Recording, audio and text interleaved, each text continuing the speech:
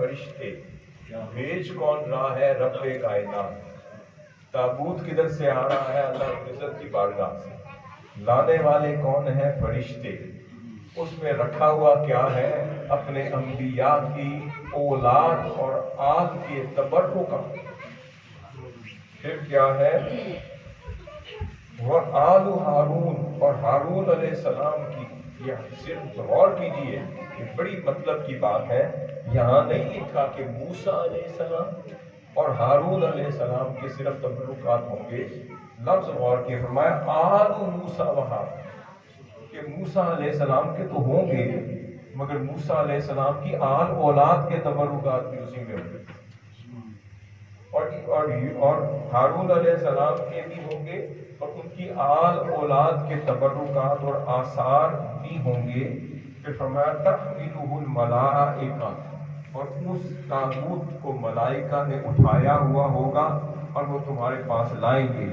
جب مل جائیں تو سمجھ لینا کہ یہ اللہ رب العزت کی نشانی ہے، علامت ہے کہ جو بادشاہ تمہیں بھیجا ہے وہ چنیدہ ہے، وہ چنا ہوا ہے۔ پھر فرمایا ان فی ذلک لآیۃ لکم ان کنتم مؤمنین، اور تم ایمان والے ہو تو بے شک اس میں تمہارے لیے بڑی نشانیاں۔ اب یہ دو مقامات میں نے جو پڑھ لیے، اب اس کو سمجھنے کی ضرورت ہے کہ اللہ رب العزت نے فرمایا، یہاں فرمایا جس نے سکینہ یعنی سکون اور اطمینان بھیجا تاکہ تمہارے دلوں کو یقین ہو جائے، اور دوسری طرف فرمایا کہ اس یقین کے لیے جو قوم نے مانگا تھا ان کو تابوت اتار کر دے بھیجا، اور وہ تابوت کو وہ قومیں کیا کرتی تھی؟ امام قرطبی، امام ابن کثیر اور دیگر مفسرین، امام طبری سے لے کر اور دیگر فرماتے ہیں کہ اس تابوت میں کیا تھا؟ اس میں موسیٰ علیہ السلام کا امامہ تھا، اس کے اندر موسیٰ علیہ السلام کا عصا تھا، اس میں ہارون علیہ السلام کا امامہ بھی تھا، جبہ بھی تھا، عصا بھی تھا، نالین بھی تھے، اور وہ جو لوح جو آپ نے پھینکا تھا اور وہ ٹوٹ گئی تھی، وہ تختی جس میں آپ 12 کمانڈمنٹس لے کر آ رہے تھے، وہ جو ٹوٹی ہوئی تختی کے جو ٹکڑے تھے وہ بھی اسی میں محفوظ تھے، اور بہت کچھ اور بھی تھا۔ اس کا مطلب یہ ہے، ایک چیز ہمیں یہ سمجھ آ گئی کہ اللہ رب العزت کی یہ بھی سنت ہے کہ پہلے اپنے انبیاء کو بھیجتا ہے، ان کی بعثت فرماتا ہے، اور پھر ان کی قوموں کو ان کی صحبت عطا کرتا ہے، اور پھر جب وہ دنیا سے رخصت ہو جائے تو ان کے آثار اور آثار کو قدیم نہیں کرتا، ان آثار کو قائم و دائم رکھتا ہے۔ ان کے آثار، ان کے تبرکات کو، جسے ہم سمجھتے ہیں کہ آثار اور تبرکات کو سنبھالنا کس کی سنت ہے؟ بھئی اللہ رب العزت نے فرمایا میرے محبوب کی بات تو بعد میں آئے گی، پہلے میں انبیاء کی اولاد کے تبرکات بھی سنبھال کے اپنی سنت مناتا ہوں اور اپنی بارگاہ میں تابوت میں لے جاتا ہوں، اور جب کسی کو شک ہو جائے تو اس تابوت میں ان تبرکات کو ڈال کر بھیجتا ہوں، پھر کہتا ہوں جنگوں میں جاؤ، فتح مانگنی ہو تو اس تابوت کے واسطے اور وسیلے سے مانگو۔ پھر وہ قومیں کیا کرتی تھیں؟ جب بھی دشمنوں کا مقابلہ کرتی تھیں تو مفسرین بیان کرتے ہیں کہ جہاں پھنس جاتی تھی وہاں اس تابوت سکینہ کو اٹھا کے لے جاتے تھے، اور پھر اس کا واسطہ دے کے اللہ سے مدد ہو، نصرت مانگا کرتے تھے۔ پھر اللہ رب العزت اس واسطے اور وسیلے سے کس کے؟ انبیاء کے تبرکات جس صندوق میں تھے اس صندوق کے واسطے اور وسیلے سے قوموں کو فتح دیتا تھا، بات ہو گئی کلیئر، فتح دیتا تھا۔ اس لیے تابوت سکینہ یعنی اطمینان کا وہ باعث بنتا، جب کبھی انہیں دل بوجھل ہوتے، پریشان ہوتے، اداس ہوتے، یا شکست خوردہ ہو رہے ہوتے، یا شکست کا خوف اور ڈر ہوتا، تو وہ تابوت سکینہ یعنی انبیاء کے تبرکات والا صندوق اٹھاتے، اپنے سامنے رکھتے، واسطہ دیتے تو خدا سکون قلب بھی دیتا، فتح و نصرت بھی دیتا۔ اب یہاں پہ سمجھیں جو اصل جو مقام ہے کہ اللہ رب العزت نے فرمایا اِنَّا فَتَحْنَا لَكَ فَتْحًا مُبِينًا، یہ سورۃ الفتح ہے، اور اس کا آغاز فتح سے ہو رہا ہے۔ اب سمجھنے والی بات یہ ہے کہ اس کا نزول یہاں کیوں ہو رہا ہے اور سورۃ الفتح میں اس آیت کو کیوں لایا گیا، اس سے پیچھے کیا ہوا۔ جب آپ ربط بین السور اور بین الآیات کو سمجھتے ہیں تو بات یہ سمجھ آتی ہے کہ ماجرا کیا تھا۔ یہ وہ حدیبیہ کا مقام تھا کہ جب آقا صلی اللہ علیہ وسلم نے کفار اور مشرکین کے ساتھ وہ معاہدہ سائن کر دیا تھا، جسے صحابہ کرام سمجھتے تھے کہ کمزور شرائط پر معاہدہ طے ہوا ہے، مگر سمجھتے تھے زبان سے کچھ نہیں کہا۔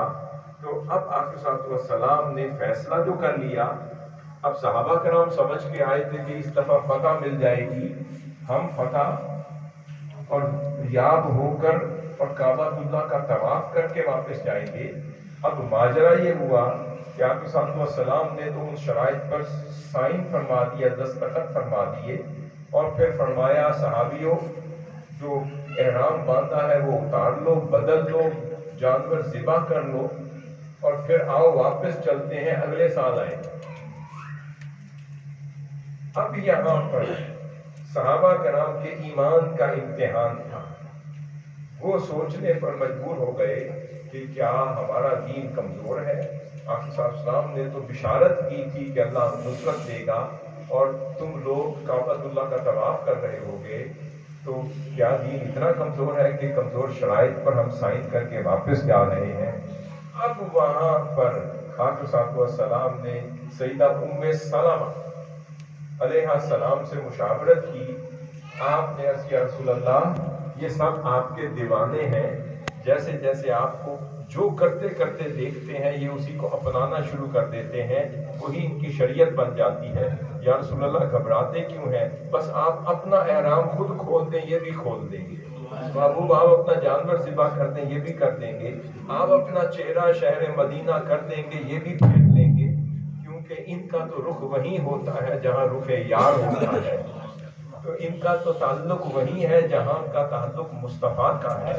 اگر محبوب آپ طواف کریں گے یہ کریں گے، آپ طواف چھوڑ کے چلے جائیں گے یہ بھی چلے جائیں گے، آپ کعبہ اللہ کی زیارت کو جائیں گے یہ جائیں گے، اور جب نہیں جائیں گے تو اس کعبے کی طرف یہ بھی رخ نہیں کریں گے۔ کعبہ تو بنتا ہے اس طرف ہی ریاض، رخ جدھر کو وہ موڑ دیتے ہیں۔ تو یہ جب کانسیپٹ تھا، اس وقت صحابہ کرام جب لوٹ رہے تھے تو اللہ رب العزت نے جاتے جاتے فرمایا، اے صحابی تمہارا ایمان تو میں نے دیکھ لیا کہ اتنا پختہ ہے کہ میرے محبوب کے ساتھ پھر بھی لگے ہوئے ہو، کوئی تشکیک کا ایک ذرہ بھی تمہارے دل کو آ کر نہیں چھوتا، تو جاتے جاتے ایک تحفہ دے دیتا۔ اور سورۃ فتح کا اس وقت نزول فرما دیا۔ میرے مصطفیٰ، آج آپ کے صحابہ کرام کے ایمان کو دیکھ لیا، بڑے مضبوط ہیں، انہیں کوئی ہلا نہیں سکتا، دنیا سے ادھر ہو جائے۔ وہ مسور بن مخرمہ بھی آ کر یہی دیکھ کر وہ کفار و مشرکین کو جا کر بتاتا ہے کہ میں نے دیکھا ہے کہ حضور کے صحابیوں کا ادب حضور کی بارگاہ میں ایسے کرتے ہوئے دیکھا ہے کہ جب حضور وضو فرماتے ہیں تو حضور کا پانی جمع کرنے میں جنگ لڑ رہے ہوتے ہیں، ہر کسی کی کوشش ہوتی ہے کہ اس کے ہاتھ میں ہتھیلی میں حضور کے وضو کے قطرات آ جائیں، پھر وہ اپنے جسم پہ ملتا ہے، اپنے چہرے پہ ملتا ہے۔ جب حضور کوئی حکم کرتے ہیں تو اس کی تعمیل میں وہ سب لگ جاتے ہیں۔ حضور کچھ فرماتے ہیں تو ٹک باندھ کے سنتے ہیں، ہمتن گوش ہو کے سنتے ہیں، اور پھر جب حضور کی بارگاہ میں ایسے ادب بجا لاتے ہوئے نظر آتے ہیں، وہ کہتا ہے خدا کی عزت کی قسم میں کیسر کے پاس بھی گیا، کسرا کے پاس بھی گیا، بڑے بڑے درباریوں کو اپنے بادشاہ کے سامنے ادب بجا لاتے ہوئے تو دیکھا، مگر جو ادب حضور کے صحابہ کو حضور کی بارگاہ میں بجا لاتے دیکھا، اس کی مثال میں نے کبھی نہیں دی۔ جب اس کیفیت میں صحابہ واپس جا رہے ہیں، اور اس سے پہلے ذہن میں رکھ لیں کہ تحویل کعبہ کا واقعہ ہو چکا ہے، اللہ رب العزت نے وہ منظر بھی دیکھا کہ جب حضور نے کعبہ بدل لیا تو صحابہ ادھر تھے، حضور ادھر تھے، تو انہوں نے کہا کہ کیا تھا کعبے کا نہیں، تو اس وقت فرمایا کہ ہاں جس طرف وہ نظر نہیں آتے ہم وہ رستہ ہی چھوڑ دیتے ہیں، اس طرف ریاض رخ جدھر کو وہ موڑ دیتے ہیں۔ تو اس وقت اللہ رب العزت نے وہ گھڑی دیکھ لی تھی، جب صحابہ کرام کا ایمان دیکھ لیا تھا، انہوں نے کہا کعبہ ادھر ہے تو کعبے کا کعبہ تو ادھر ہے۔ تو اس وقت جب تحویل قبلہ ہو رہا تھا، اس وقت کا منظر بھی اللہ رب العزت نے دیکھا ہوگا، بلکہ دیکھ رہا تھا، اور اس وقت ان کے ایمان کا امتحان لے رہا تھا۔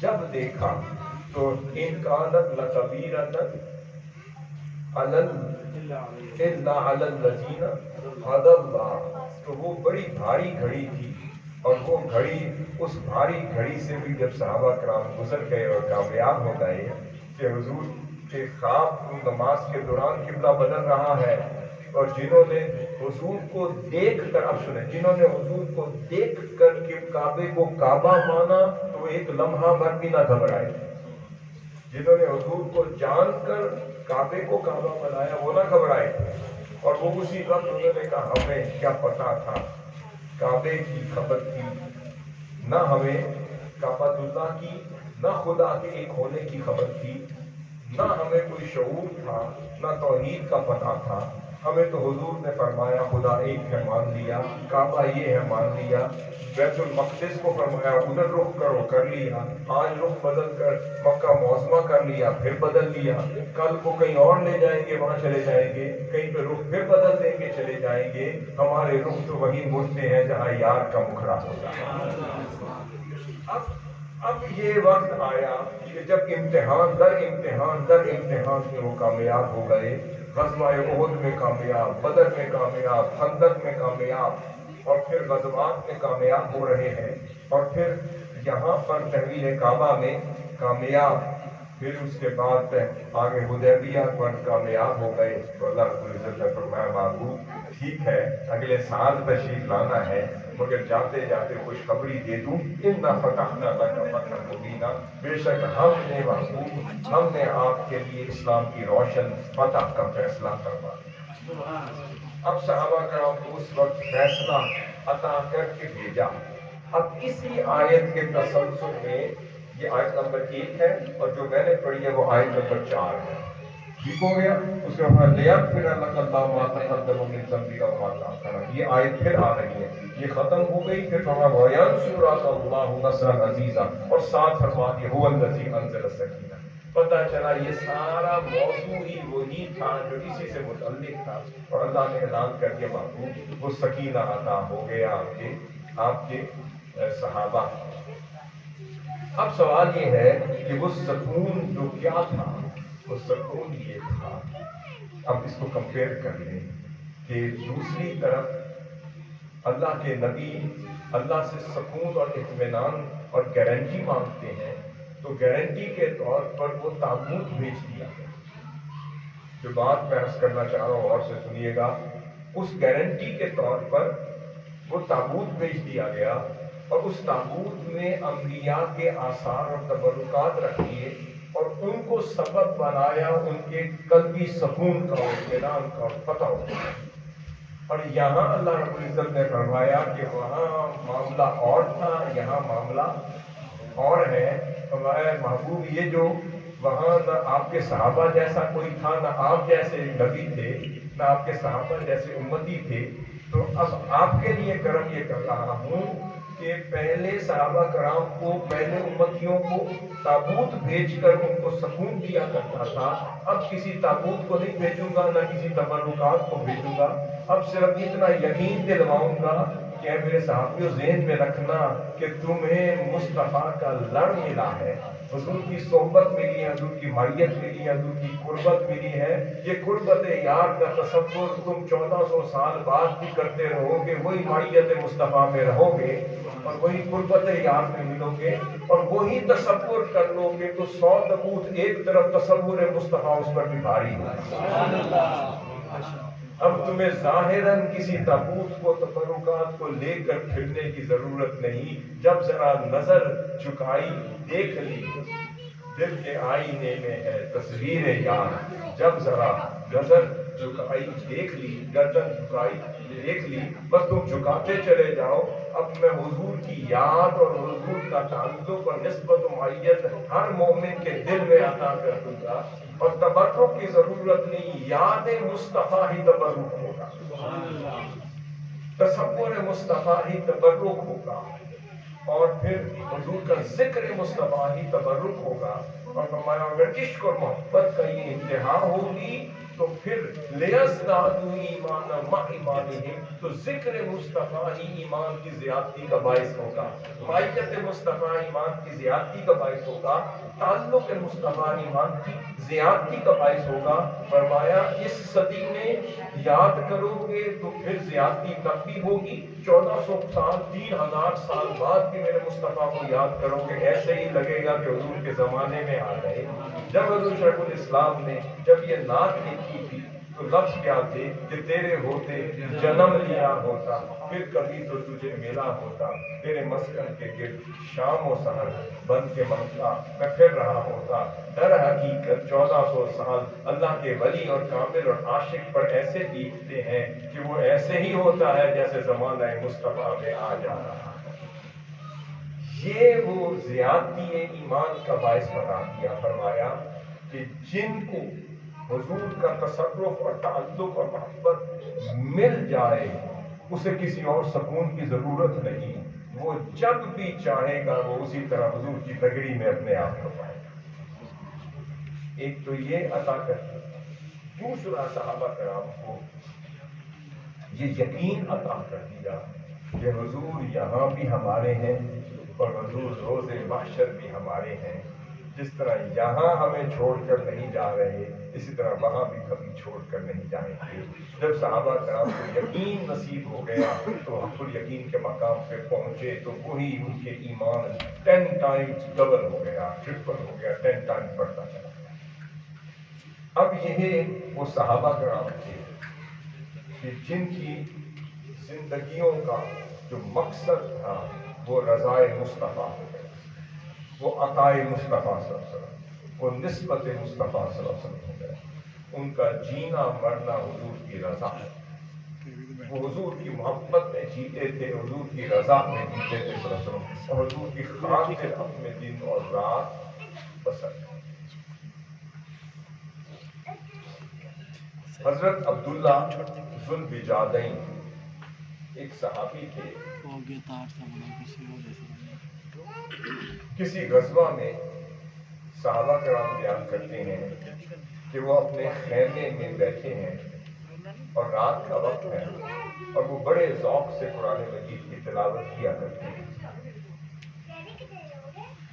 اور اس تلاوت میں وہ بڑے ذوق اور شوق سے اونچی اونچی آواز سے قرآن مجید کی تلاوت کر رہے ہیں۔ ان کے خیمے سے چند صحابہ کرام گزرے تو اونچی اونچی آواز سے قرآن مجید کی تلاوت کی آواز سنائی، وہ آپ صلی اللہ علیہ وسلم کی بارگاہ میں آ گئے، عرض کی یا رسول اللہ یہ ساری رات یہ ذو البجادین، یعنی عبداللہ نام تھا، بڑے بڑے کانوں والے، کان بڑے تھے، ذو البجادین ان کا لقب تھا۔ کہا یا رسول اللہ یہ جو ذو البجادین ہے یہ ساری رات اونچی اونچی آواز میں قرآن مجید کی تلاوت کرتا رہا، لگتا یہ ہے کہ یہ بہت یعنی کہ یہ اظہار کر رہا ہے یا یہ دکھلاوا کر رہا ہے، یہ دکھا رہا ہے، اس طرح کی کوئی بات کرنے کی دیر تھی تو آقا صلی اللہ علیہ وسلم کے چہرہ اقدس پر جلال مچلنے لگا۔ آپ نے کہا خبردار میرے عبداللہ کو ایسے مت کہو، میں تو صرف جانتا ہوں کہ وہ اللہ اور اللہ کے رسول صلی اللہ علیہ وسلم سے ٹوٹ ٹوٹ کے محبت کرتا ہے۔ فرمایا محب مصطفیٰ کے لیے اتنا کہنا بھی ناجائز ہے، تم بات کرتے ہو اس کے اونچا اونچا بولنے کی، میں تو اس کے دل کی کیفیت کو دیکھ رہا ہوں کہ وہ کیسا ہے۔ پھر چند دن گزرے ان کا وصال ہو گیا۔ آقا علیہ السلام نے اپنے صحابہ کرام سے فرمایا جاؤ اور میرے عبداللہ ذو البجادین کی قبر تیار کرو اور اس کی تجہیز و تکفین کی تیاری کرو۔ وہ یہ صحابہ کرام گئے، سیدنا عمر فاروق گئے اور بڑے بڑے صحابہ کرام گئے، اور ان کی قبر تیار کر دی گئی، نہر تیار کر دی گئی۔ جب حضرت عبداللہ ذوالبجادین کو ان کی قبر میں اتارنے کے لیے جا رہے تھے تو اتنے میں آقا صلی اللہ علیہ وسلم کو تشریف لے آئے اور فرماتے صحابیوں ذرا رکو، مجھے اپنے عبداللہ کو خود لحد میں اتار دیں۔ ایسا عاشق تھا کہ لحد میں خود اتار دیں لوگ۔ وہ صحابہ کرام کہتے ہیں کہ وہ بڑے بڑوں کی آنکھوں میں پانی تھا، آنکھیں تر تھی، اشک بار تھی، اور وہ کہنے لگے، کوئی صحابی کہتا ہے کہ کاش میں عبداللہ کی جگہ ہوتا۔ اب آقا صلی اللہ علیہ وسلم لحد میں تشریف لے آئے اور اپنی گود مبارک میں اس عبداللہ ذوالبجادین کا سر مبارک دے دیا اور اللہ کی بارگاہ میں ہاتھ اٹھا لیے، فرمایا ہے مولا تو بھی اس عبداللہ سے راضی ہو جا، کیونکہ یہ اس عالم میں اس دنیا کو چھوڑ کر جا رہا ہے کہ تیرا مصطفیٰ بھی اس سے راضی ہے۔ سبحان اللہ، نعرہ تکبیر، اللہ اکبر، رسالت، یا رسول اللہ، حیدری، یا علی۔ صحابی بیان کرتے ہیں کہ کئی صحابہ کی زبان سے یہ کلمات ادا ہو رہے تھے، یا لیتنی کنت صاحب الحفرہ، کاش میں یہ قبر والا میں ہوتا، میرے وارے نیارے ہوتے، کہ میرا سر ہوتا، حضور کی گود ہوتی اور مسجد اقدس اٹھ رہے ہوتے، کاش عبداللہ کی بجائے میں ہوتا، عبداللہ کی جگہ میں ہوتا۔ وہ پہلے کچھ کہتے تھے، اب دیکھا کہ نہیں، حضور جانتے ہیں، آگے کا راستہ حضور جانتے ہیں، دلوں کے حال حضور جانتے ہیں، وہ دلوں کی کیفیت حضور جانتے ہیں، اس شاق اور محبین کے احوال حضور جانتے ہیں۔ اس کے بعد اگلی واقعہ ذرا دل کو تھام کر سنیے گا۔ ایک اور صحابی تھے، ان کا نام تھا سیدنا ثعلبہ۔ سیدنا ثعلبہ امام جلال الدین سیوطی رحمۃ اللہ علیہ سے نقل کرتے ہیں اپنی کتاب میں، اور امام ابو عبد الرحمن السلمی طبقات صوفیہ میں بھی اسے نقل کرتے ہیں۔ یہ بہت طویل واقعہ ہے۔ وہ واقعہ بیان کرتے ہیں، وہ کہتے ہیں حضرت ثعلبہ ایک ایسے نوجوان صحابی تھے کہ ان کا معمول یہ تھا کہ وہ آقا علیہ السلام کے نالین پاک اٹھا کر سنبھال لیا۔ جب آقا صلی اللہ علیہ وسلم مسجد نبوی میں جب تدریس کے لیے تشریف لے جاتے تھے تو حضرت ثعلبہ، عبد الرحمن الثعلبہ یا ابو عبد الرحمن الثعلبہ اس طرح کا نام ہے، مگر حضرت ثعلبہ ان کا کنفرم نام ہے۔ تو ان کی کوشش یہ ہوتی کہ جب حضور علیہ السلام اپنی درس و تدریس کے لیے مسجد نبوی میں تشریف لائیں تو میں نالین پاک سنبھال، وہ خدمت کیا کرتے تھے اور ہر وقت حضور کو تکا کرتے تھے، حضور کی زیارت کرتے تھے۔ وہ نوجوان کا کام ہی یہ تھا۔ ایک روز حضرت ثعلبہ جوان تھے، آپ کی طرح کے جو پیچھے بیٹھے ہیں، وہ گزر رہے تھے تو راستے میں کسی گناہ پر نگاہ پڑی، کسی حرام شے پر نگاہ پڑ گئی اور آنکھوں سے گناہ سرزد ہو گئے۔ آپ میری بات سمجھ گئے؟ کسی حرام شے پر نگاہ پڑ گئی اور آنکھوں سے گناہ سرزد ہو گیا۔ بس وہ گناہ سرزد ہونے کی دیر تھی کہ انہیں بھی اپنے عاشق وہ ہوتا ہے جسے اپنے محبوب کا حیا آتا ہے۔ سیدنا ثعلبہ اسی وقت اتنے غم میں، فکر میں گرویدہ ہو گئے اور اس میں مبتلا ہو گئے کہ پریشان ہو گئے۔ کہتے ہیں ثعلبہ تجھ سے کیا ہوا؟ جن نگاہوں سے تو ہر وقت چہرہ بددعا کو دیکھا کرتا تھا، آج حرام شے کو دیکھ۔ بس یہ کیفیت اتنی ان کے دل میں معجزت ہو گئی کہ انہوں نے عہد کر لیا کہ اے مولا اب یہ نگاہیں حضور کو دیکھنے کے قابل ہی نہیں رہی، گناہ گار۔ پھر کہا نہ یہ جسم اس قابل رہا، نہ یہ بدن اس قابل رہا، نہ ثعلبہ مولا تیرا اس قابل رہا کہ حضور کے مسجد نبوی میں داخل ہو سکے، کیونکہ گناہ گار ہو گیا تیرا ساتھ۔ وہ اتنی پریشانی لاحق ہو گئی اور غم میں مبتلا ہو گئے، اتنے دکھی ہو گئے اور اپنے اوپر اس کو دکھ کو اور غم کو طاری کر لیا کہ راوی بیان کرتے ہیں کہ حضرت ثعلبہ نے حضور کی بارگاہ میں خدمت کے لیے نالین پاک اٹھانے کے لیے آنا چھوڑ دیا۔ ایک دن گزرا، 2 دن گزرا، چند دن گزرے، حضور نے پوچھا بھائی صحابیوں بتاؤ وہ ثعلبہ کدھر ہے؟ یا رسول اللہ پتہ نہیں۔ پھر کچھ دن اور گزر گئے. جب کافی دن گزر گئے آقا صاحب فرماتے ہیں کہ بھئی کدھر ہے ثعلبہ؟ انہوں نے کہا یا رسول اللہ ہم نے نہیں دیکھا. جب کسی اور کے پاس کوئی جواب نہ تھا تو ادھر اللہ رب العزت نے جبریل امین کو بھیجا اور کہا جاؤ جبریل میرے محبوب کو بتاؤ وہ ثعلبہ فلاں پہاڑ کے درمیان کسی دامن میں کہیں چھپا بیٹھا ہے. آقا صاحب السلام نے اسی وقت سیدنا عمر فاروق کو بلوایا اور سیدنا عثمان غنی رضی اللہ تعالیٰ عنہ کو بلوایا. رضی اللہ تعالیٰ عنہ کو کہا جاؤ میرے صحابیوں میرے ثعلبہ کو لے آؤ.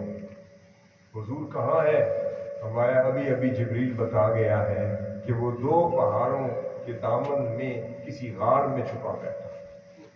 وہ جی چل پڑے، روانہ ہوئے، سفر کیا، سارا دن گزارا، کوئی تلاش میں لگے رہے، حضرت ثعلبہ نہیں ملے. وہ واپس آنے لگے تھے تو ایک بکریوں کا چرواہا جو ہے وہ مل گیا. اسے کہتے ہیں تم نے کوئی نوجوان ثعلبہ دیکھا؟ اس نے کہا جی مجھے کیا پتا کہ آپ کا ثعلبہ کون ہے، کیسا ہے، کہاں ہے. اس نے کہا کوئی نشانی؟ اس نے کہا بس نوجوان ہے. اس نے کہا جی آگے تو مجھے کچھ نہیں پتا، بس اتنا ضرور جانتا ہوں کہ ان 2 پہاڑوں کے دامن میں کوئی رونے کی چیخنے کی آواز آتی ہے. جب رات چھا جاتی ہے، اندھیرا ہو جاتا ہے تو کوئی آہو بکا کا پیکر اتنا ہے، سوز و گداز کا پیکر اتنا ہے کہ وہ چیخیں مار مار کے روتا ہے اور اتنا روتا ہے کہ اس کی آواز اور اس کی سوز کی وجہ سے میری بکریاں بھی رونا شروع ہو جاتی ہیں، کھانا پینا چھوڑ دیتی ہیں. پوری وادی پر غم کی کیفیت طاری ہو جاتی ہے. لوگ اپنے کاموں کو چھوڑ کر اس کا غم اور گداز سنتے ہیں، اس کے لیے دعائیں کرتے رہتے ہیں شاید تیرا ثعلبہ وہ نہ ہو. آپ سمجھ گئے، آپ نے فرمایا اچھا. تو پھر اس کو ڈھونڈتے ڈھونڈتے وہ غار کے دہنے تک پہنچے اور جب وہاں پہنچے تو ادھر آنسوؤں سے ایک ندی بہہ رہی تھی. آنسوؤں کی ایک ندی بہہ رہی تھی. آہو بکا کا ایک عالم تھا، ایک کیفیت آئی تھی اور وہ زاروں قطار روتے جا رہے تھے. سیدنا عمر فاروق رضی اللہ عنہ جا کے پیچھے سے پکڑا، کہتے ہیں ثعلبہ بھائی کیا ہوا؟ حضرت ثعلبہ نے سمجھا کہ ملک الموت آ گیا. وہ کہتا ہے ملک الموت تجھے پتہ ہے گناہ گار ہوں، پتہ نہیں حضور سے معافی بھی ابھی ہوئی ہے یہ نہیں، ایسے نہ مجھے لے جانا میرے مصطفیٰ کی معافی کے بغیر. اتنے میں انہوں نے کہا نہیں ثعلبہ بھائی میں عمر ہوں، میں عثمان غنی ہوں، حضور نے بھیجا. کہتے ہیں اچھا حضور نے بھیجا؟ پھر کہتے ہیں کس لیے بھیجا؟ وہ کہنے لگے کہ حضور نے کہا ہے جاؤ میرے ثعلبہ کو واپس لے آؤ. کیا ہوا اس سے، کیوں چلا گیا؟ وہ رو پڑے. کہتے ہیں عمر بھائی آپ کو کیا بتاؤں، میں نے وہ کچھ کیا جو حضور کی صحبت میں رہنے والے کو زیب نہیں دیتا. میں جا نہیں سکتا. نہیں حضور نے بلایا ہے تمہیں تو جانا ہوگا. فرمایا ایک شرط سے جاؤ. کہ وہ شرط کیا؟ فرمایا حضور کے دیکھتے ہوئے جا نہیں سکتا. میں جاؤں گا مگر اس وقت جاؤں گا کہ جب اذان ہو چکی ہو، اقامت کہیں جا چکی ہو، آقا صاحب السلام نماز میں مصروف ہوں، پھر پیچھے سے جا کر بیٹھ جاؤں گا، حضور کا سامنا نہیں ہوگا. انہوں نے وعدہ کر لیا اور ادھر جب اذان ہو گئی، اقامت کہہ دی گئی، آقا صاحب السلام نے نماز شروع فرما دی. اس کے بعد حضرت سیدنا عمر فاروق سیدنا عثمان غنی رضی اللہ عنہ حضرت ثعلبہ کو لے کر مسجد نبوی میں داخل ہو گئے. آقا صاحب السلام جماعت کروا رہے تھے. جب سلام پھیرا تو پھر کہتے ہیں عمر ثعلبہ کو لے آئے. یا رسول اللہ یہ ثعلبہ ہے. چیخیں مار کر حضور کے قدموں میں حضرت ثعلبہ گر گئے. آقا صاحب السلام کہتے ہیں اے میرے ثعلبہ سر تو اٹھا، مجھے بتا تو صحیح تجھ سے کیسا گناہ ہو گیا تھا؟ اگر ہو بھی گیا تھا تو میں تو تیرا نبی ہوں، میں تو لجپال ہوں، میں تو رحمت للعالمین ہوں. تو مجھے بتاتا، میں تیرے استغفار کے لیے، تیری مغفرت کے لیے خدا کے حضور ہاتھ اٹھاتا ہوں تجھے معاف کرتا. یا رسول اللہ یہ ہر اس کائنات کے ہر ذرے سے بڑھ کر ثعلبہ کے گناہ ہے. آپ نے ہاتھ اٹھا دیے، کرم فرما دیا، اللہ کی بارگاہ میں اس لیے دعا کی. اس کے بعد حضرت ثعلبہ اپنے گھر چلے گئے. بس تاب نہ لا سکے اور بس اگلے دنوں میں ہی ان کی روح कफ़स उनसरी से परवाज़। अब जब आपका विसाल होता है, आप सल्लल्लाहु फरमाते हैं कि मेरे सहाबियों, वो मेरे सालबा की कब्र तैयार करो और मैं खुद आऊँगा उसको लहद में मैं फिर उतारूँगा, कुर्बान जाए उसकी किस्मत पर कि उसको लहद में मैं खुद उतारूँगा। फिर सहाबी बयान करते हैं कि जब हमने लहद तैयार कर ली, कब्र तैयार कर ली, तो हज़रत सालबा को उतारा जा रहा था, आप सल्लल्लाहु तशरीफ़ ले आए और उस वक्त नीचे तशरीफ़ ले गए। हज़रत सालबा को अपने गोद में ले लिया और फिर उनका सर अपनी गोद में लेकर दस्ते अक़दस उठा लिए। फरमाया, है मौला, मेरा सालबा है, मुझसे मोहब्बत करता था, मैंने भी इसे माफ़ कर दिया, तू भी इसे माफ़ कर दे, तू भी उसे माफ़ कर दे। ये कहने की उसके बाद उनकी तदफीन हो गई और आक़ा सल्लल्लाहु सहाबा कराम बयान करते हैं कि आक़ा सल्लल्लाहु काना यमशी अला अनामुलिही, कि अपने कदम अक़दस की उंगलियों के पंजों पर आक़ा सल्लल्लाहु उसकी कब्र के इर्द गिर्द आप इस तरीके से चल रहे हैं। तो सहाबा कराम अर्ज करते हैं, या रसूल अल्लाह, आप पूरा कदम मुबारक नीचे क्यों नहीं रखते? आपने फरमाया, सहाबियों, तुम्हें पता है जब से इसकी तौबा कबूल हुई है, अल्लाह रब्बुल इज़्ज़त को और फरिश्तों को रश्क आ गया, पूरी कायनात के फरिश्ते आकर इसकी ज़ियारत करने को उतर आए हैं, मुझे जगह नहीं मिलती कि मैं पूरा कदम रखूं। ये मेरे सालबा पे मुझे रश्क आ रहा है कि सालबा कैसी थी तेरी तौबा कि कायनात के फरिश्ते। अल्लाहु अकबर। या रसूल अल्लाह, या अली, सैयदी मुस्तफा, सैयद या नबी, सैयदी मुर्शिदी, या नबी, या नबी, गुलाम है रसूल के गुलाम हैं, गुलाम ये रसूल में मौत भी कबूल है। ईमान के इस लेवल को अपने अंदर जागुज़ी करने के लिए अपने दिल के हाल को, अपने काल को, अपने फेल को, अपनी तवज्जो को हुजूर की बारगाह की सिमत करना पड़ता है। उरफा बयान करते हैं और अपनी किताब में लिखते हैं, फरमाते हैं कि ये समरकंद बुखारा की बात है कि उस तरफ अब्दुल्ला थे, वो सफ़र कर रहे हैं। वो फरमाते हैं, मैं किसी बस्ती में आ गया और किसी मोहल्ले में पहुंचा, किसी गांव में सफ़र के दौरान किसी बस्ती से गुजरा, तो वहाँ मैंने एक ऊँट देखा और वो ऊँट जो है उसका जो रुख है वो दाएं तरफ जो है मुड़ा हुआ है और वो खाता है, पीता है, वो चलता है, फिरता है और उसकी गर्दन दाएं तरफ मुड़ी रहती है। वो हैरान हुए, उसने कहा कि बड़ा अजीब वाकया देखा कि ऊँट चलता फिरता, खाता पीता, मगर गर्दन उसकी दाएं तरफ ही मुड़ी रहती है। वो देखा कि उसका मालिक उसको सोटी मारता है, डंडे मारता है, सदोकोप करता है, बड़ी कोशिशें कर डाली। उससे पूछा कि भाई माजरा क्या है? उसने कहा कि मैंने बड़ा जोर लगा लिया, ये दाएं तरफ से अपना चेहरा हटाता ही नहीं, जब भी उसको ले जाऊं तो गर्दन फिर दाएं तरफ मुड़ी होती। उसने कहा मुझे वाकया बताओ, हुआ क्या? उसने कहा वाकया ये हुआ है कि इसकी एक ऊँटनी थी और उस ऊँटनी से इसे बड़ा प्यार हो गया, उस ऊँटनी से इसे बड़ा प्यार हो गया। एक रोज वो ऊँटनी दौड़ गई, भाग गई और वो दाएं तरफ से ही भागी थी। वो जब से वो ऊँटनी दौड़ी है उसके इंतजार में दाएं तरफ ही देखता रहता है, उससे कभी गर्दन मोड़ी ही नहीं कि इसको खतरा लाहिक होता है कि अगर बाएं तरफ गर्दन मोड़ी तो शायद ऊँटनी आए और चली जाए, मुझे पता न चले। ये उस वक्त से इसके दिल की कैफियत ये है कि जिस रुख वो ऊँटनी भागी थी उसी रुख इसकी गर्दन मुड़ गई है, अब गर्दन इसकी वापस हटती ही नहीं। अब वो आरिफ बयान करते हैं, नादान, अगर वो ऊँटनी को, अगर अपनी ऊँट को ऊँटनी से मोहब्बत हो गई हो और वो गर्दन अपनी हटाता नहीं और उस सिमत रखता है, अगर तुझे गुंबद खजरा के मकीन से मोहब्बत हो तो तू गुंबद खजरा से कभी चेहरा हटाएगा? तो ये है ईमान की वो कैफियत जो आज के दौर में इम्प्लीमेंट करने की ज़रूरत है कि आज हम दावा किसका करते हैं? हुजूर की मोहब्बत का, हुजूर के इश्क का।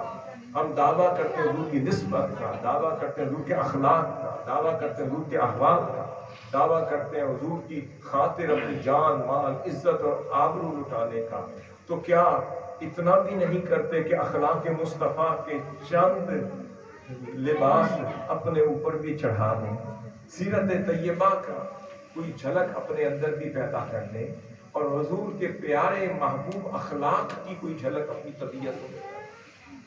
आज इस अम्र की जरूरत है। अगर इश्क है, मोहब्बत है, ईमान का ये आलम है, तो हमें अखलाक मुस्तफ़ा को अपनी जिंदगियों का ओढ़ना बिछोना बनाना। सैयदना अनस बिन मालिक फरमाते हैं, खुदा की इज्जत की कसम, मैंने 10 साल, बुखारी शरीफ मुत्तफक अलैह हदीस है, आक़ा सल्लल्लाहु अलैहि वसल्लम की खिदमत में गुजारे और कभी कभी हुजूर जो फरमाते थे वो मैं नहीं करता था और जो नहीं फरमाते थे वो कर देता था। कभी कहीं भेजते थे नहीं जाता था, कभी नहीं भेजते तो चला जाता था। तो आज बस खुदा की इज्जत की कसम आक़ा सल्लल्लाहु अलैहि वसल्लम ने मुझे उफ तक नहीं कहा और जो मैंने काम किया ये नहीं फरमाया क्यों किया और जो नहीं किया ये नहीं फरमाया कि क्यों नहीं किया। समझ रहे हैं ताहिर साहब कि कभी आज तक आक़ा सल्लल्लाहु अलैहि वसल्लम ने मुझे ये नहीं पूछा है अनस क्यों नहीं किया और कभी ये नहीं कहा है अनस क्यों किया। फिर एक और रिवायत में सैयदना अनस बिन मालिक फरमाते हैं कि एक रोज आक़ा सल्लल्लाहु अलैहि वसल्लम ने फिर मुत्तफक अलैह हदीस मुझे किसी काम के सिलसिले में भेजा। मैं छोटा बच्चा था, मैं गया तो भूल गया। रास्ते में छोटे छोटे बच्चे वो खेल रहे थे गली में, मैं मसरूफ हो गया, मैंने उनसे खेलना शुरू कर दिया और भूल गया कि हुजूर ने तो मुझे किसी काम के लिए भेजा था। इतने में मैं देखता हूँ कि मुझे किसी मुलायम हाथों ने गर्दन से पकड़ लिया। मैंने मुड़ के देखा तो वो हुजूर थे और मुस्कुराते हुए चेहरे से कहते हैं अनस क्या तू काम के लिए गया था। मैं कहता हूँ जी जी हुजूर अभी जाता हूँ अभी जाता हूँ। आप मुस्कुरा रहे हैं और प्यार बड़े अंदाज से मुझे भेजते। वो लजपाल हैं, हम गलतियां करें वो करम फरमाते हैं, हम भूल जाएं वो याद दहानी करवाते हैं, हम जुल्म भी कर लें तो वो माफ फरमा देते हैं। जब ताइफ की वादी में तशरीफ ले गए वो नादान थे, उन्होंने इनके पत्थर फेंके तो आपका खून मुबारक निकल आया और जब आप वापस तशरीफ ला रहे थे तो फरिश्ता उतर आया, कहता या रसूल अल्लाह हुक्म फरमाए कि दोनों पहाड़ों को मैं आपस में इस बस्ती वालों को पहाड़ों के दरमियान पीस दूं और इनका नामो निशान न रहे। आपने फरमाया लमा उबास लहाना इन्नमा बुइस्तु रहमतन व लम उबास लहाना, मुझे तो रहमत बनाकर भेजा है, मैं लानत भेजने वाला नहीं। वो काफिर आक़ा सल्लल्लाहु अलैहि वसल्लम की बारगाह में मदीना पाक आया, सारा दिन घूमता रहा, रात को थक गया, अब ठहरने की जगह ना मिली। उसने कहा कहाँ रुकूं। किसी ने मशवरा दिया कि वही रहमतुल लिल आलमीन का दर दौलत ही तुम्हें संभालेगा। जिनकी मुखालिफत करता रहा, जिनके लिए लोगों को दुश्मन बनाता रहा, आज रात को क़याम के लिए उन्हीं की नगरी उन्हीं का दर दौलत खुला। आक़ा सल्लल्लाहु अलैहि वसल्लम ने उसे अपने बिस्तर मुबारक पर सुला दिया, दूध पिलाया, उसकी खिदमत की, खिलाया पिलाया। बस क्योंकि काफिर था, परेशान रहा, तो रात को उसका पेट खराब था तो उसने आपका बिस्तर मुबारक खराब कर दिया। अब वो डर के मारे रवाना हो गया कि हुजूर को पता चले तो मेरी शामत आ जाएगी। तो रास्ते में पता चला मैं तो तलवार ही भूल आया। अब वो वापस लौटा अपनी तलवार लेने के लिए तो देखता है कि कुर्बान जाए आक़ा सल्लल्लाहु अलैहि वसल्लम एक सहाबी को वो लोटा पकड़ाया हुआ है, वो पानी बहा रहे हैं और आक़ा सल्लल्लाहु अलैहि वसल्लम अपने दस्ते अक़दस से उसका गन साफ कर रहे हैं। उसी वक्त गिर गया, आपके कदमैन शरीफैन पे गिर कर तौबा कर ली और इस्लाम कबूल कर लिया। उसने कहा अगर ऐसे शफीक मेरे मुस्तफ़ा हैं तो फिर इस्लाम भी शफीक है, इस्लाम भी दीन अमन है। बात ये कि एक आखिरी बात कर रहा हूँ। आक़ा सल्लल्लाहु अलैहि वसल्लम की बारगाह में एक यहूदी बच्चा आता था, उसका अमल क्या था, वो भी आक़ा सल्लल्लाहु अलैहि वसल्लम की बारगाह में आपके नालैन पाक उठाता था और खिदमत में बैठा करता था। एक रोज वो बीमार हो गया, वो ना आ सका, तो आक़ा सल्लल्लाहु अलैहि वसल्लम ने पूछा भाई साहबियों को यहूदी बच्चा नहीं आया किधर। 2 दिन गुजर गए, 3 दिन गुजर गए, या रसूल अल्लाह वो बीमार है। آپ نے چلو آج ہم اس کی بیمار کرسی کو چلتے ہیں. اب حضور اس کی تیمارداری کو اس کے گھر تشریف لے جا رہے ہیں. جب دستک دی تو اس کا باپ جو یہودی تھا جو ساری زندگی مخالفت کرتا رہا، وہ دروازہ کھول کے دیکھتا ہے کہ ادھر رسول اللہ صلی اللہ علیہ وسلم کھڑے ہیں. میں تو جن کے لیے مخالفت کرتا رہا وہ میرے بچے کو پوچھنے آئے. پریشان ہوا. آپ ہمارا دروازہ کھولو گے نہیں؟ جی حضور تشریف لائیں. آپ تشریف لائے اور اس بچے کے سر والی جگہ پر آ کر تشریف فرما ہو گئے. اس کو فرماتے ہیں بیٹے ساری زندگی تو میری خدمت میں رہا، میں نے کبھی نہیں کہا کہ میرا کلمہ پڑھ، میں نے کبھی نہیں کہا کہ میرا کلمہ پڑھ، مگر اب میری نگاہ کچھ دیکھ رہی ہے، اب اس لیے آیا ہوں کہ کلمہ پڑھ لیں. وہ اپنے باپ کو دیکھتا ہے، بخاری شریف کی حدیث ہے، اپنے باپ کو دیکھتا ہے. اس کا باپ کہتا ہے مجھے کیا دیکھتے ہو، آج محمد بن عبداللہ تشریف لائے ہیں، جو کہتے ہیں کریں. فرمایا اشہد ان لا الہ الا اللہ واشہد ان محمد رسول اللہ. حضور نے کلمہ پڑھایا، اس نے کلمہ پڑھ لیا. پھر الفاظ ہیں کہ جب حضور تشریف لے جا رہے تھے تو دست اقدس اٹھا لیا. فرما رہے تھے اے اللہ تیرا شکر ادا کرتا ہوں کہ تو نے اپنے رسول کے ذریعے سے اسے بچا لیا. اب یہاں شیخ الاسلام فرماتے ہیں کہ جیسے ہی آقا صلی اللہ علیہ وسلم تشریف لے گئے ملک الموت آ گیا اور اس کی روح قبض کر لی. اب فرماتے ہیں مجھے تو یہی لگتا ہے کہ ملک الموت تو باہر انتظار کر رہا ہے، حضور تشریف لائے ہوں گے. حضور نے فرمایا اگر ملک الموت تھوڑی دیر رک جا، مجھے اپنا کام کر لینے دے، تو پھر اپنا کام کر لے. جیسے حضور نے اپنا کام کر لیا، اس یہودی کو اس لیے بچا لیا تو اسے صحبت مصطفیٰ ملی تھی، خدمت مصطفیٰ ملی تھی. فرمایا جسے یہاں میرے نالین ملے ہیں، کاش اسے جنت میں بھی میرے نالین اٹھانے کی فرصت ملے. تو فرمایا تب ملے گی کہ تجھے اپنے ساتھ میں مومن کر لوں. اس کو پھر ایمان دار بنا دیا، کلمہ پڑھا لیا. فرمایا اب فرشتوں میں نے اپنا کام کر لیا، تو جا کے اس کی روح قبض کر.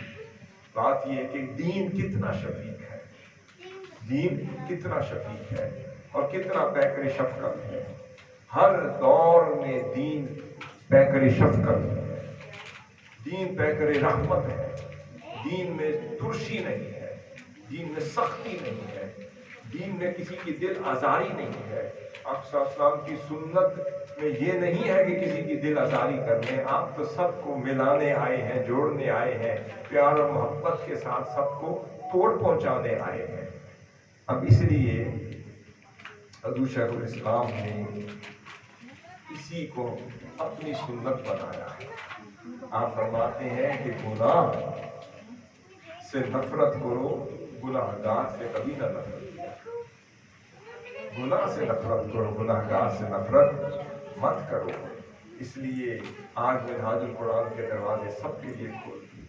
اپنے آئے، پرائے آئے، دشمن آئے، محتاج آئے، سب کے لیے کھول دیے کہ چلو میری قربت میں بیٹھے گا. دور ہے قریب بیٹھے گا تو دل بھی قریب ہو جائے گا.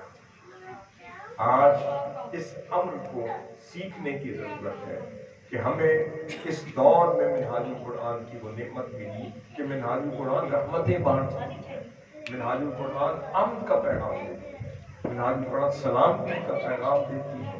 منہاج القرآن جو ہے وہ پڑھ پڑھ کے پھونکتی بھی ہے، پلاتی بھی ہے، کھلاتی بھی ہے، کسی کے لیے دروازے بند نہیں کرتی. کیوں نہیں کرتی؟ اس لیے نہیں کرتی کہ آج بھٹکا ہے شاید واپس آ جائے، آج دور ہوا ہے شاید کل واپس آ جائے. اور اس کو پیار سے آپ کے ساتھ رحمت من اللہ لیتا کہ محبوب یہ اس لیے آپ کے ارد گرد نظر آتے ہیں کہ آپ بڑے پیارے ہیں، نرم ہیں. اگر آپ سختی والے ہوتے، ترش ہوتے اور سختی فرماتے تو یا رسول اللہ یہ صحابہ کرام کب کے آپ سے چھٹ چکے ہوتے، آپ سے دور ہو چکے ہوتے. یہ مکھیوں کی مانند آپ کے ساتھ اس لیے جڑے ہوئے نظر آتے ہیں کیونکہ شاعر نے کہا ہجوم کیوں ہے زیادہ میخانے میں، فقط اتنا سبب کہ پیر مغاں ہے مرد خلیل. یہ مرد خلیل یہ جام بھر بھر کے پلاتے بھی ہیں اور ساتھ کہتے ہیں پینے والے کی خیر ہو جائے، دعائیں بھی دیتے ہیں. منہاج القرآن کی سنگت جو ہے ये सफ़र आखिरी बात कर रहा हूँ। हज़रत शेखुल इस्लाम की ये बिशारत जो कई साल पहले आपको दिखाया गया, शायद 10 साल पहले, कि मिनहाजुल कुरान का काफ़िला दर हकीकत सैयदना ईसा अलैहिस्सलाम और सैयदना इमाम महदी अलैहिस्सलाम के काफ़िले में जम हो रहा है। ये बिशारत हज़रत शेखुल इस्लाम को दी गई कि मिनहाजुल कुरान का काफ़िला सैयदना इमाम महदी अलैहिस्सलाम और सैयदना ईसा अलैहिस्सलाम के काफ़िले में जम हो रहा है। और हुज़ूर शेखुल इस्लाम पहले सैयदना इमाम महदी अलैहिस्सलाम के हाथ पर बैत करते हैं और फिर उनके साथ शरीक होकर दज्जाल के खिलाफ जिहाद करते हैं। आप लोग कितने खुशकिस्मत हैं कि ये मिनहाजुल कुरान जिसके पैगाम को नस्लन बाद नस्ल नस्लों में पहुंचाता है। ये पैगाम मोहब्बत है, पैगाम अदब है, पैगाम इश्क है और पैगाम शफकत है, पैगाम रिफ्क है। प्यार और मोहब्बत का पैकर बन जाए, दरवाजे खोल दें सबके लिए, किसी को ना रोके, कोई आ जाए गले लगा ले, वो खैर का खैर हो जाएगी। तो बात यह है कि सब प्यार के साथ पेश आए, या हर शख्स को आने दें। ये हर शख्स का मिशन है, ये हर शख्स का मिशन है। कोई सफ़े बिछाता है उसको वो करने दें, कोई दरिया बिछाता है, कोई मिंबर बिछाता है और कोई टेबल बिछाता है, कोई पोस्टर लगाता है, कोई कुछ करता है। हमें क्या पता कि किसी एक की खिदमत से हम सब ही बख्शे जाएं, किसी एक की आओ मुका से हम सब बख्शे जाएं, किसी एक की रिक्कत के सबब सब की बख्शिश हो जाए। तो इसलिए ये मिनहाजुल कुरान सबको लेकर चलने की है, सबको जोड़ने वाले और इस समंदर में सबको लेकर